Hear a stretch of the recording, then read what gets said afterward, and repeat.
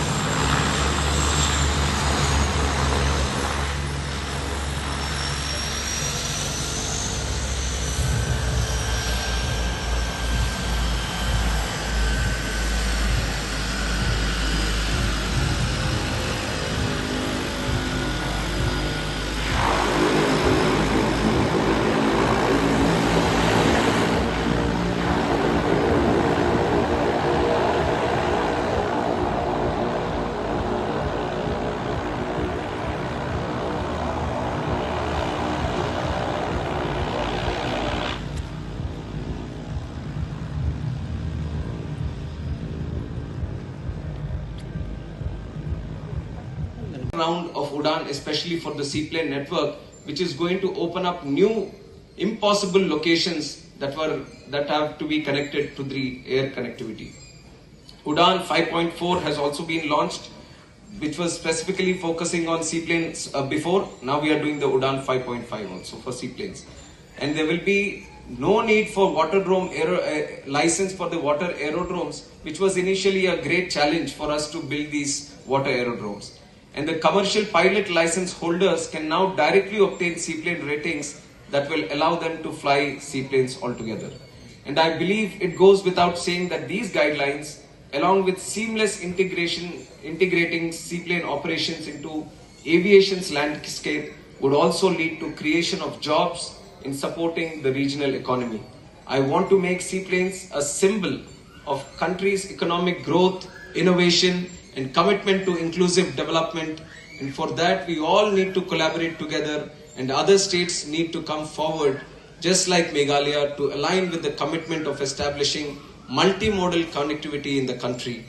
And you look at the advantage that the seaplane brings today, and you compare it with the traditional airports that we have. When you want to build an airport in the country, it needs up to the tune of 1,000 acres or more to have a proper airport. And there are many locations in the country where people aspire to be connected through the aviation, but there is a challenge of building the airport. Now, wherever these challenges are there, now we can still bring the air connectivity to that region if there is a good water body. And it can be a dam, it can be a reservoir, it can be a river, it can be the coast, it can be any kind of water body that is 200 meters long, and then we can land the seaplane there and provide them the seaplane connectivity. And India's coastline, which is 7,517 kilometers long, offers a wide opportunity for running the seaplane network along with the lakes of the country. And the seaplanes offer a unique solution in providing last mile connectivity, particularly in regions where traditional infrastructure is limited due to the terrain challenges that we face. And seaplanes can offer direct routes, reducing dependency on long road travel and bringing remote populations closer to urban amenities, healthcare, and also educational facilities. Unlike airports, seaplanes require very minimal infrastructure, just a water runway and a docking area, and this is far more affordable and easier to implement, making seaplanes a more economically viable option for expanding air connectivity across the region. And seaplanes typically fly at a lower altitudes, which reduce congestion also in the commercial airspace, and it also is with lower operation costs. And seaplanes can provide access to flood affected areas, coastal or isolated areas, making them invaluable for emergency relief operations. And in times of natural disasters, they can deliver aid and also evacuate people from areas where road or rail transport can be a challenge. For communities far from coastal hubs, seaplanes offer a unique opportunity to bridge the gap of connectivity. They can be used to transport cargo, mail, and other essential logistical networks. And for communities, this is going to be a great opportunity for them to connect to the rest of the country. In the next 2 to 3 years, we'll be having maybe one of the best resorts in the entire Northeast region right here in this spot that we are standing on right now. And how do we connect with the plane experience and the resorts and the entire tourism sector will determine whether these kind of technology in the seaplanes will be a success or not. So hence the tourism stakeholders must connect and must be able to work together with the aviation team so that we can actually make it sustainable. Government will have to play the initial role to support so that their sustainability is there, the practical side is there, and be able to move forward. But at the end of the day, it must be sustainable through tourism and other sectors working together. So I'm very hopeful that that will happen.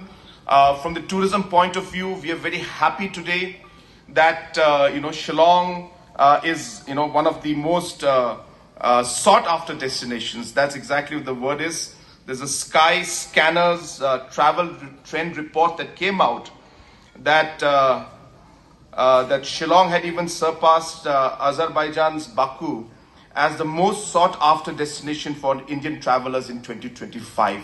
So that's the kind of the attention or the opportunity that Shillong and Meghalaya has from the tourism perspective. We have had a lot of critics, that have been very critical of the different programs and policies that we've been trying to push as a government, the different festivals that we've been having. Yes, they had their concerns saying that government is spending a lot on festivals, but this is the result of that. So today, the investments we have made in different tourism sector programs has resulted in what we're seeing, making Shillong one of the most desirable destinations. So these things take time. It's not that we do things today and we see the results tomorrow. When you plant a seed, it takes time for the fruits to come out, for the tree to grow. But today, after few years of a lot of investment, a lot of structuring, tourism is not just one sector. It's a full ecosystem that you need to develop, from connectivity to basic things like infrastructure of hotel stays, to the manpower that's required, to the beautification of locations that are there, so on and so forth. And hence, it was a very long journey, but we are finally seeing that the investments today we are making in tourism, whether it's in different festivals that people were criticizing earlier, we are seeing that the results are finally showing. And Shillong has become, as I said, one of the most sought after destinations for Indian travelers in 2025. And what is more important is, as we know, the tourism sector, the returns are very high. So whatever investment you make, the money comes into the economy. That's very important to remember.